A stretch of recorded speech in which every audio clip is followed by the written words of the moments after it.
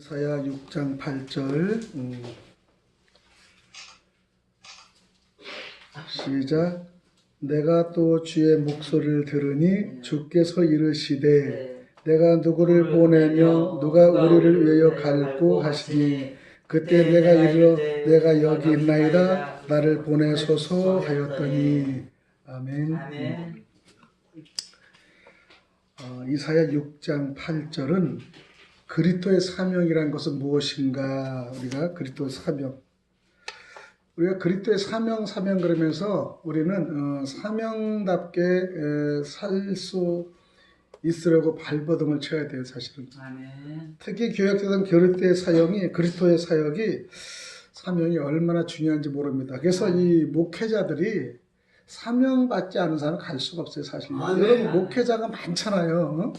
많은데 목회자들 다 사명 가지고 가는 것이 아니라 직업전선으로 가는 분들이 사실 또 있어요.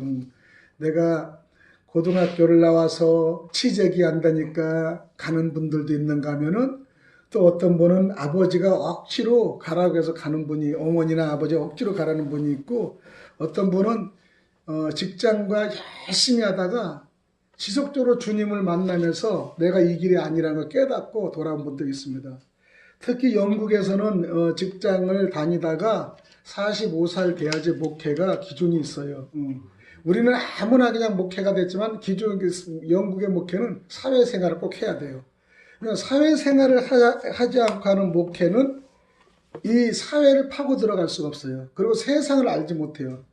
사실 주부만 계속 하는 사람이 한다면은 매일 간증거리도 매일 설거지와 주부에 대해서만 얘기가 나오잖아요. 친구들 먹고 이런 거 나오잖아요. 왜냐하면 자기 바운다리가 있어요. 베드로는 매일 고기 잡는 바운다리 나오고요. 또 의사는 매일 사람 고치는 거에 바운다리 나오고, 정치는 매일 정치의 쪽에서 관계도 내가 옛날에 판검사였는데 이렇게 나올 수밖에 없어요. 그게 어느 정도의 그 습관이 돼서. 저는 또 생활의 현장에서 하니까 생활의 현장을 중간중간에 또 섞어서 이래 봐가지고, 저번에 사업을 하는데 어렵구나 그러면 내가 사업하는 어려운 사건을 계기로 또 이렇게 이 비유법을 알려주는 경우가 있습니다. 그게 사명이 여러 가지죠. 그래서 지금 방금 봉독한 말씀에 내가 누구를 보내면 누가 우리를 구하여 갈고, 사명을 여는데 하나님이 부를 때가 있어요. 하나님께서는 일할 사람을 찾으시는 겁니다. 늘상 찾습니다. 근데 하나님과 그의 나라를 위해서 일할 사람이 필요한데 하나님을 위하여 희생의 정신만 가지고 나갈 사람이 필요한 거예요. 희생의 정신. 사실 하나님을 위해서 희생의 정신이 없으면 이 사명을 못하기 때문에 그래요. 중간에 넘어지고 쓰러지고 또 어떤 분은 돈 벌러 갈 수 있고 그래요. 그렇기 때문에 우리는 하나님과 구원받은 성도들을 말하는데 예수님을 중심한 교회가 우리입니다. 예수님을 중심으로 여기 있는 분들이 우리예요. 나만이 아니라 장로님뿐이 아니라 여기 있는 함께하는 우리는 하나님과 구원받은 성도들을 이렇게 말하잖아요. 근데 예수님을 중심한 교회가 여러분인 줄 믿습니다. 전 세계에서 구원받은 성도가 모두 우리예요. 나부터 시작. 그러니까 우리는 모든 신앙과 전도는 나부터 시작하는 거예요. 내가 여러분 바로 신앙에 바로 서야지 그 신앙을 전달하고 내가 확실한 전달을 통해서 남한테 얘기를 하고 강하게 할 수 있는 겁니다. 그러니까 여러분, 내가 신앙을 체험을 받지 못하면 내 신앙도 지키지 못하면 주변의 신앙도 지키지 못하고요. 매일 흡수려 가는 거예요. 어디가 순서가 없습니다. 우리의 구원운동을 위해 희생의 정신을 가지고 나가서 일할 사람이 하나님 꼭 필요하다는 겁니다. 그러니까 희생의 정신. 이 예배 오는 이 시간도 희생의 정신이 없으면 못해요. 왜? 쉬고 싶잖아요. 근데 내 한 사람을 오서 자리 잡고 또 한 사람 자리 잡고 또 한 사람 자리 잡고 자꾸 번지는 것입니다. 그러니까 우리는 분명히 하나님 아버지가 구원운동을 통해서 희생의 정신을 하라네. 이게 사명인 줄 믿습니다. 우리가 주기도문에도 하늘에 계신 우리 아버지여 이렇게 얘기합니다. 이것은 우리의 세계에 들어가야만이 아버지의 혜택을 받을 수 있다는 것이에요. 우리의 세계를, 우리의 믿음을 우리가 통과해야만이 하나님의 은혜와 혜택을 받을 수 있다는 것입니다. 이사야가 내가 여기 있나이다 나를 보내주소서. 하나님을 아는 그가 이 말씀을 드리는 하나님께 내가 여기 있나이다, 내가 자기를 있다고 고백을 안 할 수가 없는 거예요. 아무리 봐도 자기밖에 없는데 그 말씀을 자기 보고 하는 걸 하나님이 알았는데 내가 여기 있다고 말을 안 할 고백이 없는 거예요. 이사는요 내가 여기 있나이다 나를 보내주소서 고백합니다. 하나님 앞에 혼자 있는 이사에게 누가 우리를 위하여 가겠냐고 하나님께서 안타깝게 중에 물었는데 이사야가 가만히 있을 수가 없죠. 우리 예배를 드리다가 어떤 때는요 당신은 이렇게 가 당시 이런 사역을 할 때가 있어요. 저는 목회를 할 때 한참 예배를 드릴 때 어느 순간에 많은 사람들 중에 교회에서나 기도하는 많은 사람들 저 하나만 지적을 하는 거예요. 특수 사역을 해라. 특수 사역을 해라. 그 다음에 또 어느 정도 회사가 한참 될 때 이제 물질의 사역은 당신한테 안 맞는다. 이제 사업을 하고 하나님의 사역을 하라. 자꾸 그렇게 얘기하는데 저는 좀 화가 났었거든요. 내가 돈을 더 벌어서 돈을 버는 게 더 쉬웠는데 어떻게 내 사역을 합니까? 그렇게 하는데 마지막에 우리 사무를 만나면서 또 이은희 원장이 또 지금의 목회하는 분이 왔다고 얘기하는 거야. 아무리 봐도 없어요. 나이가 갔는데 나를 두고 얘기하는 거 아니냐고 내가 그랬어요. 그때 좀 짜증이 났습니다. 화가 났습니다. 근데 그날 설교를 들으면서요. 주님이 계속 나를 코를 낸 거예요. 지금 뇌졸중으로 쓰러지고 협심증 쓰러지고 병부에 들어가서 이제 했는데 결국적으로는 나를 자꾸 코를 내는 내가 코를 거부한 겁니다. 내가 사업을 하는 거에 더 앞장서려고 그랬고 근데 코를 거부하니까 결국적으로 쓰러지게 만들어서 근데 거기 갔는데 또 이은희 원장이 또 그런 거예요. 우리 사모 목사하고 결혼하고 그러니까 나는 그래서 거기를 안 갔어요. 나는 그 얘기를 하도 들었기 때문에 가고 싶지 않았습니다. 이 사역이 험난의 길이고 고난의 길을 저는 알았기 때문에 왜냐하면 사회 선교나 우리가 직장 선교나 모든 갈 때 모든 사람의 사역을 우리를 통해서 많이 사역자가 갔기 때문에 너무나 배고프고요 너무 힘든 겁니다. 그리고 사역자들의 모순된 게 너무 많아요. 그러니까 내가 모순된 모습으로 가서는 남한테 그게 안 되겠다고 해서 내가 좀 나름대로의 거리를 뒀습니다. 돈이 없는 것도 문제고요. 그 다음에 또 병든 것도 문제고요. 다 등등한데 하나님은 그렇게 마지막 이 포천의 성동리에 가서 그 베들기도 사역을 딱 얘기를 받길래 속으로 또 이 여자가 또 무단기가 있나 또 왜 또 이러게 내가 그랬습니다.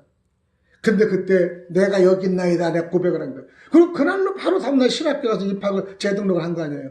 내가 돈이 없다니까 개껏 돈 60만 원을 넣어가지고 지금 육강철 목사님하고 내가 상담을 해서 결정을 하게 된 동기입니다. 여러분 그때 우리는 내가 있나 근데 거기서 내가 사모하고 나보고 봤는데 여기 주의 종이 있다고 그러니까 나밖에 없다. 지금 이사야하고 똑같은 말이에요. 이사야가 아무리 봐도 없는 거야. 자기한테 얘기하는 거야. 그러니까 하나님이 말하니까 음성을 들려주니까 결국적으로 이사야는 내가 여기 있나이다 나를 보내소서 이 고백을 하는 겁니다. 내가 여기 있나이다 나를 보내소서 하고 대답을 하게 된 것입니다. 물론 이사야가 하나님의 사역을 크고 자기는 너무 부족하기 때문에 감당할 수 없다고 생각을 하였겠으나 하나님이 가라고 할 때 안 갈 수가 없는 이 마음이 끌린 거예요. 도저히 이제 거부가 할 수 있는 시기가 됩니다. 저도 아까 얘기했지만 거부가 할 수 있는 시기였어요. 하나님의 일이 너무 크며 자기 감당할 수 없다는 것만 생각하고 안 가겠다고 하는 것은 하나님의 능력을 믿지 않는 것이고 거역하는 죄가 되는 것입니다. 비록 자기는 부족하나 하나님의 능력과 하나님의 친히 하실 것을 믿고 또 하나님이 같이 해주실 것을 믿고 하나님이 가라고 할 때 가야만 되는 것이에요. 우리는 믿음이 그래요. 하나님이 가라고 계속 그럴 땐 가야 되는 거예요. 안 가면요 세상의 역사가 이루어지지 않아요. 친구들도 배반하고요. 며칠 전에 우리 처음에 강석봉 씨 온 사람은 갑자기 하나님 스님만 믿다가 스님이 그날 갑자기 만나서 그러니까 욕을 하고 깃방망이를 두드려 패드리잖아요. 얼마나 열받아 우리 교회 첫 성도로 들어온 거 아닙니까? 지금 전도사로 일을 하고 있는데 여러분 그때 이사야가 내가 여기 있다고 고백하고 기가 막혔다면 못 알아들은 거예요. 이사야는 그 말 뜻을 알아들었어요. 왜? 계속 코를 했거든요. 계속 코를 했는데 마지막에 코를 하나님이 강동적으로 혼자 있을 때 코를 하니까 안이 갈 수가 없는 걸 볼 수 있습니다. 에레미야 1장 6, 7절에 보면 내가 가로되 슬프도소이다. 주 여호와여 보소서 나는 아이라 말할 줄을 알지 못하나이다.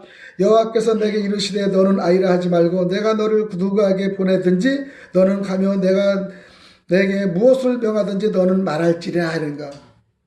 나는 말할 수도 없고요. 어리고요. 아직 장성되지 못했습니다. 얘기하는데 걱정하지 말라.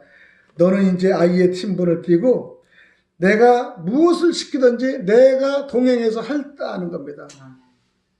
우리 절치의 김홍관 목사님도 할 때 나는 아이라 부목사지만은 설교할 수 없다, 힘들다는 고백을 했잖아요. 그 신학교를, 그러니까 하나님이 보내는 거예요. 그냥 보내니까 여호수아 목사하고 딱 연분을 맞게 해가지고 만나게 한 거예요. 그래가지고 신학교를 매일 하고 싶었으니까 자기가 하고 싶었는데 하고 싶었지만 본인이 못하더라. 그러니까 제3자를 들어서 김문관 목사에게 이 의료를 해주는 거예요. 신학교를 만들고요. 또 학감이라는 걸 조치를 만들고 또 설교를 하고 싶은데 설교를 할 수 있는 상황이도 안 되는데 그 당시에는 교회에서도 그런 상황이 못 되니까 어디 가면 부목사 안 세웁니다. 사실 웬만하면 안 세워요. 그냥 뭐다 다니면 힘이 들어 다 하는 분이 많아. 부목사 세운 사람은 특히 출장을 갔거나 성교 갈 때도 주일 예배는 외부 강사 시키고 오후라든가 수요일날 새벽 예배 시킬 수 있어도 대예배 안 시킵니다. 그렇기 때문에 그런 상황인데 혼자 모든 걸 가라고 얘기했는데 주님 내가 갔는데 아직까지 설교도 못하고 이게 집에서 되는데 아직까지 따르지 못해 이게 설교할지 목회자입니까? 이렇게 혼자 고백하고 아마 통탄도 했을 겁니다. 그런데 하나님이 때를 가다니까 여호수아 목사를 보내서 강하게 써서 또 학교에 학장해서 강의를 하게 만들고 또 그 다음에 기도의 중심을 서서 부목사의 직분을 감당하고 또 기도는 방주원을 하니까 이제 방주 기도를 경영하는 방법으로 이제 배우게 들어가죠. 방주 경영을 배우는 거예요 지금요. 왜 누가 있습니까? 없어요. 많은 사람이 인재들이 오면은 부목사까지 올 자리가 없습니다. 근데 우리가 인재가 없어요. 우리가 만들어 나가는 겁니다. 저도 이렇게 키우는 거고. 그러면서 우리가 어느 정도 컸을 때 이제 하나하나 제목이 들어오는 거예요. 그때는요, 우리한테 순종할 수밖에 없습니다. 아무리 목회를 50년 해도요, 우리한테 말을 들을 수밖에 없습니다. 예. 그렇기 때문에 우리가 그 연단을 배우기 때문에 우리가 1시에 예배, 새벽 예배, 저녁 예배를 정말 연습해서 만약에 수백 명이 있고 정말 몇백 명이 있다는 생각으로 우리가 해야 돼요. 저는 우리가 3명 있고 장로님하고 3명이 할 때도 오후 예배 한두 명 있다고 시치부재기 안 하잖아요. 정말 몇백 명이 하지 열정으로 더 토하잖아요. 그죠? 더 제가 토하고요. 더 기도하고요. 더 대예배 같이 몇백 명 몰린 같이 해서 아마 유튜브를 보면 많은 사람이 모여가지고 예배하는 것 같은 현상을 느낄 때가 있어요. 여러분 우리는 가라고 할 때 갔더니 하나님이 우리 쓰시는 줄 믿습니다. 그래서 우리는 자기는 아이와 같아서 부족하지만은 이사야 얘기입니다.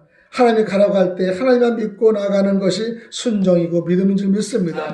사람하고 관계없이 서라. 사람하고 관계없이 설교하라. 하니까 하는 거예요. 목사님이 지금 우리 김 목사님이 몇 사람 있을 때도 떠는데 많이 있으면 더 떨어요. 그리고 목사들이 앞에 딱 있으면요 안 떨릴 수가 없어요. 저는 근데 직장 성경부터 이 담대함을 쳐가지고 집사인데도 우리 신학교의 그 학생들이 다 전도사로 썼잖아요. 180명 앞에서 그냥 지시하고 가리키고 직장 신뢰 하니까 그게 담대함을 좀 받은 거예요. 말을. 그 담대함이 연습에 됐는데 이번에 수원에서 예언하는 목사님이 이러는 거야. 야, 목사님은 목회는 6년밖에 이 하나님의 경력을 골고루 쓰신 게 아주 되네. 준비는 다 됐는데 지금부터 이제 준비를 풀 때고 이거 풀 때라는 거 이제. 그러면서 얘기를 하시길래 저 목회 얼마 안 돼서 이미 목사님은요 목사님 되시기 전에 일반 성도보다 다 훈련을 시키셨네요.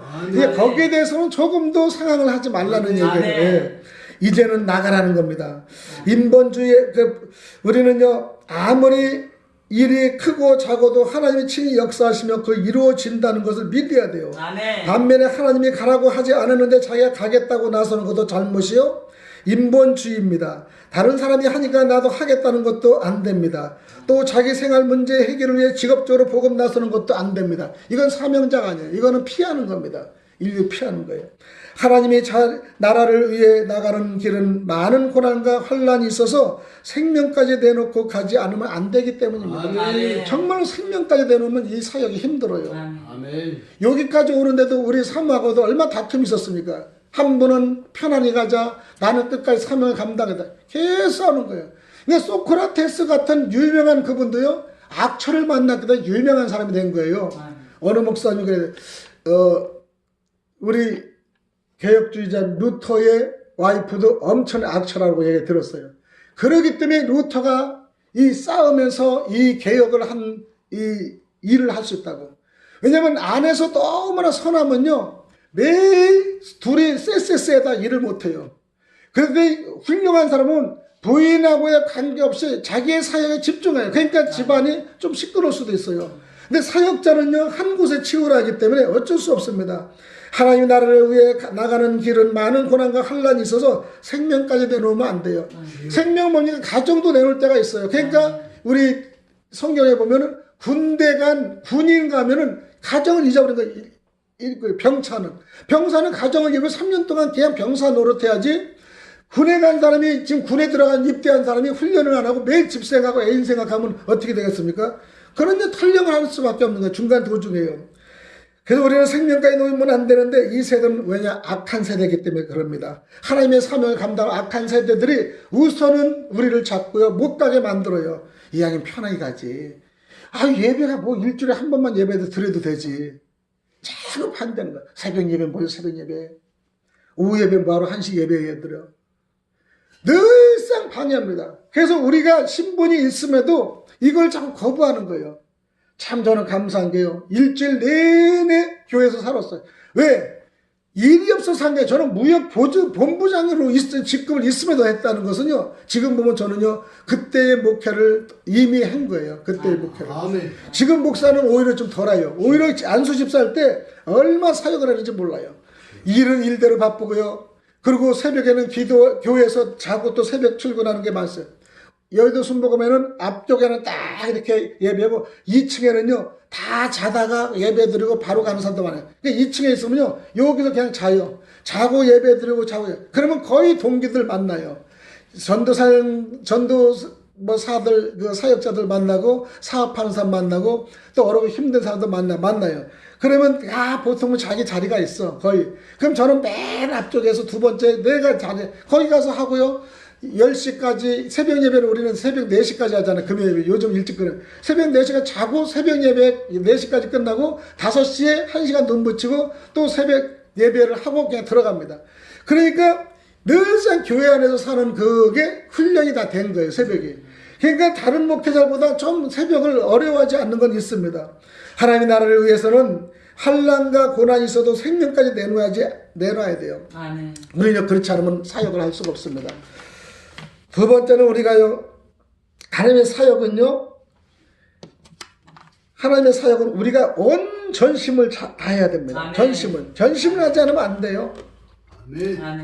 너희는 듣기는 들어도 깨닫지 못할 것이요 보기는 보아도 알지 못하리라. 믿지 않는 자는 아무리 하나님의 말씀을 귀로 듣고 하나님의 사역을 눈으로 보아도 알지 못하는도다. 회개하고 믿어야 하나님 말씀을 듣고 깨닫고 하나님의 사역을 보고 알게 될 것이다. 우리는 보고 듣고는 하지만요, 회개가 쓰지 않으면 알 수가 없어요. 나는 회개할 때 처음에 자꾸 얘기할 때 무슨 자꾸 회개할 것도 없는데 매일 회개 무슨 회개할 게 있느냐 그랬어요. 근데 회개의 깊은 중심을 아니까요. 이 뜻이 아니구나 그래서. 우리는 옛날에 잘못된 건 이미 다 예수 믿을 때 회개를 받고요. 용서를 받았어요. 그날의 일을 회개하는 거예요. 그날의 분냄을 회개하고, 그날의 잘못된 걸 회개하고, 남을 욕을 한 걸 회개하고. 그러니까 내가 욕심에서 하루 정도는 내가 어떠한 일을 하고 좋은 일을 하겠구나 선정하고 나서 오늘 좋은 일을 하나 못했어. 그러면 회개하는 거야. 또 오늘 좋은 일을 못하고 화를 냈어. 그러면 회개하는 거야. 그날 회개하는 거예요. 그래서 우리는 백성의 마음으로 둔하게 하며 그 귀가 막히고 눈이 감기게 하라 염려컨대 그들이 눈으로 보고 귀를 듣고 마음으로 깨닫고 다시 돌아와서 고침을 받을까 하노라. 근데 어느 순간에 이게 고침을 받는 거야. 내 생각이 바뀌는 겁니다. 마음으로 둔하게 하며 그 귀가 막히고 눈이 감기게 하는 이사야가 하나님 말씀을 전하면은 하나님을 거역하는 그들의 마음은 점점 둔해지고 듣는 귀는 점점 막히고 하나님의 사역을 보는 눈은 점점 감기게 된다는 거예요. 선지자가 가서 얘기하면 이 일반 성도가 자꾸 눈이 감기는 거야. 보지 않게. 왜? 마귀가 이 차단을 막는 거예요. 마귀가. 그러니까 지금 예를 들어 우리 염동주 정도가 내 말을 못 알아듣는 것도 자꾸 마귀가 강제된다. 마귀가 중간을 막는 거예요. 지금 이사야도 그래요. 네가 가서 선거하면은 아무리 좋아도 막고 둔하지 못하게 하는 일들이 생길 것이다. 그런데 이 둔해는 생기는데 믿지 않고 거역하는 자는 하나님 말씀을 들을 때 점점 마음이 둔해진다는 거예요. 믿는 사람은 마음이, 아까 오늘 장로님도 아까 이제 기도하시는데 오늘 담임 목사님 안수를 해주십시오. 얘기해요. 다른 옥명선 목사님 와도 그건 담임권이었기 때문에 별로 의지가 없다는 거야. 잘하고 못하는 단일권의 권한을 줬기 때문에 그 말씀을 말씀 중에 딱 느낌 오니까 오늘 말씀하냐. 맞아요.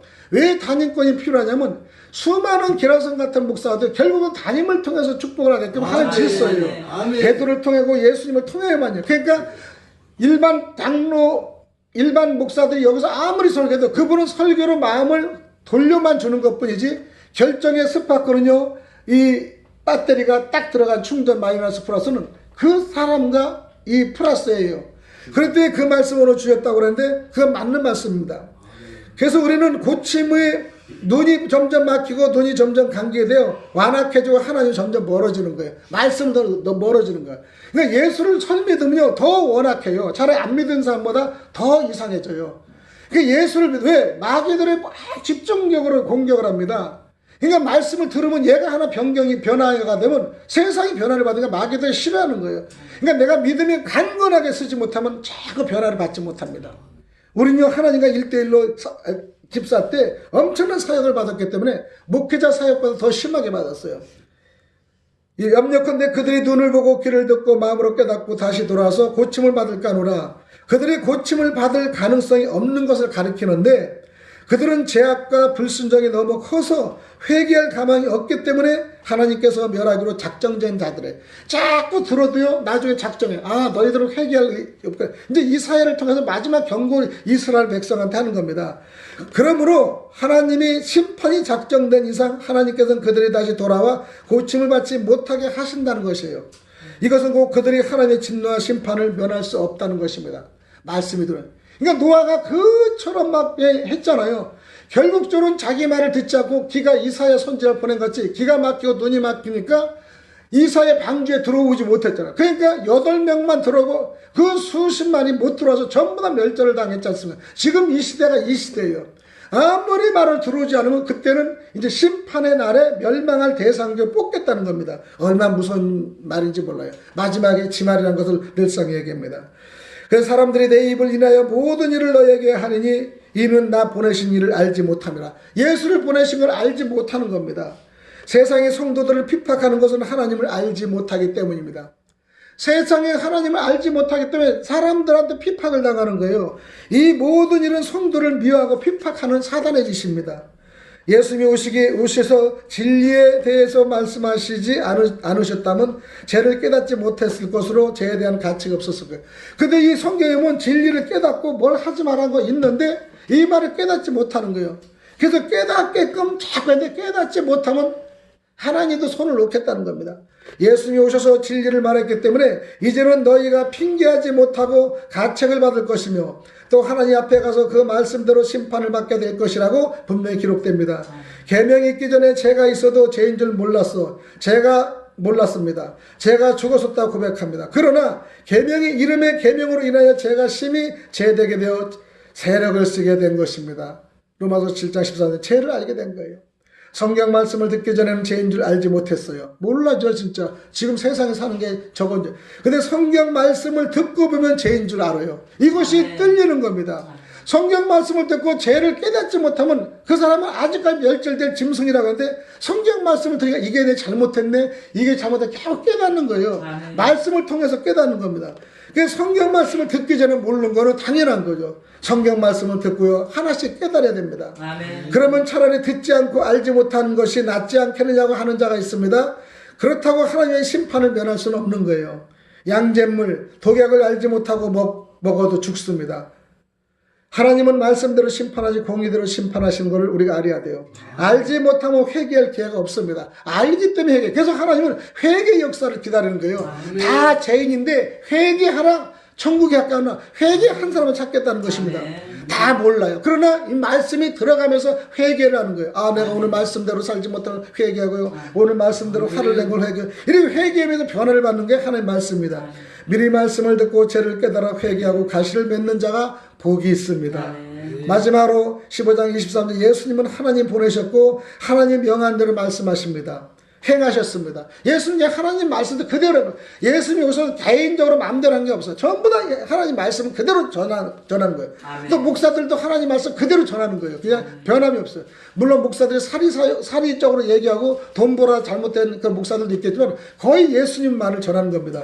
예수님이 하나님을 완전히 계시하였으므로 예수를 미워하는 것은 그 하나님을 미워하는 것이라고 우리는 고백합니다. 예수를 미워하는 것은 나타난 보이는 하나님을 미워하는 것입니다. 사람이 보이지 않는 하나님을 사랑한다고 하는 것은 거짓말이 분명합니다. 오늘도 우리 성도 여러분, 하나님의 말씀을 듣고 잘못된 걸 회개하며 하나님 말씀에 초점을 가고 예수님 말씀을 들어서 우리가 하나하나 변화를 받는 귀한 저희들이 되기를 원합니다. 아멘. 양재물을 알지 못하고 먹으면 죽습니다. 알고 나면 안 먹습니다. 우리는 그거예요. 알고 나면 안 먹어야 돼. 그러니까 자꾸 거절하는 거예요. 하나님 말씀을 알지 못하는 마음대로 행동하여 안식도 마음대로 놀러 가요. 그러나 하나님 말씀을 보면서 안식이 얼마나 중요한 걸 알고요. 그 거룩한 주일이 하나님과 얼마나 대등한 걸 알고요. 그 다음에 10의 1조가 얼마나 하나님 큰 축복을 받는 길이라는 걸 아는데 알아도 수에게도 이걸 닫아버려요. 그러니까 교회에서는 축복 받는 사람과 축복 받는 사람 갈라지는 겁니다. 갈라지는 거예요. 쭉정이가 갈라지는 거예요. 이거를 하나님 분류 작업하는 겁니다. 이거를 밭에 심어놓지 않으면 씨를 심어놓죠. 이 씨가 제대로 된 씨인가 몰라요. 심어놔야지 그때 분류랍니다. 우리도 여기 안에 성전에서 씨가 돼서 심어야지 우리가 분류가 되는 거예요. 하나님의 사람인가 마귀의 사역인가 알 수 있는 거예요. 우리가 하나님은 그걸 지금 하는 거예요. 근데 심판을 받기 전에 우리가 심어서 모습을 나타내야지 우리가 심판을 받지 않는 거예요. 계속 성경 말씀을 보면 이렇구나, 이래서 내가 죄인이구나 우리가 고백할 수 있습니다. 오늘 우리의 죄됨을 고백하고 또 회개하며 하나님께 열정적으로 시간 날 때든가 주님을 사모할 때 정말 열정적으로 사모하세요. 아멘. 내가 평신도 때 그렇게 열정이 사모하니까 목회자가 돼서 지금 이 사역을 감당하는 것입니다. 아멘. 열정적인 사역을 통해서 하나님과 영광을 돌릴 수 있는 귀한 저와 여러분이 되실 축원드립니다. 아멘. 기도드립니다. 하나님 아버지, 오늘도